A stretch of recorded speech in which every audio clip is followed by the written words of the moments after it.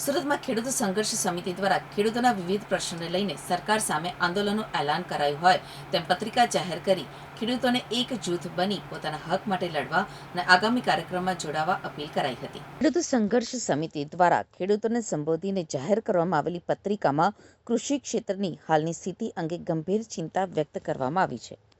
સમિતિએ જણાવ્યું છે કે ખેડૂતોને પાકના યોગ્ય ભાવ, સહાય અને અન્ય મૂળભૂત પ્રશ્નોમાં સતત અન્યાય થઈ રહ્યો છે, જેના કારણે ખેડૂતો આર્થિક મુશ્કેલીઓનો સામનો કરી રહ્યા છે। પત્રિકામાં ખેડૂતોને સંગઠિત બની પોતાના અધિકારો માટે અવાજ ઉઠાવવાની અપીલ કરવામાં આવી છે। સરકાર સમક્ષ વિવિધ માંગણીઓ રજૂ કરી ખેડૂતોના પ્રશ્નોનો તાત્કાલિક ઉકેલ લાવવા માંગ કરવામાં આવી છે। સાથે જ તમામ ખેડૂતોને આગામી આંદોલન અને કાર્યક્રમોમાં મોટી સંખ્યામાં જોડાઈ ખેડૂત એકતાનું પ્રદર્શન કરવા અનુરોધ કરવામાં આવ્યો હતો। અમે એક મુખ્ય માંગણી લઈને આવ્યા છે ખેડૂતો માટે।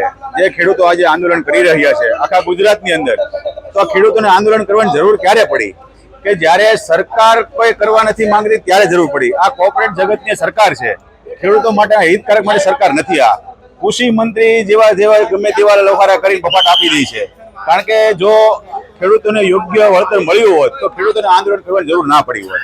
પોતાની માલિકીની જમીન ની અંદર કોઈ બિનકાયદેસર બીજ પ્રસાર થાય કે થાંભલે નાખી જાય તેનું વળતર ખેડૂતોને મળવું જોઈએ અને જરૂર મળવું જોઈએ।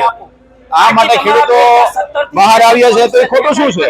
એમાં કઈ પણ ખોટું છે ભાઈ? ખેડૂતો પોતાના હક માટે બહાર આવે, પોતાને જમીનની કોઈ યોગ્ય વળતર માંગે તો એમાં ખેડૂતો ખોટું કરી રહ્યા છે, સાચું કરી રહ્યા છે।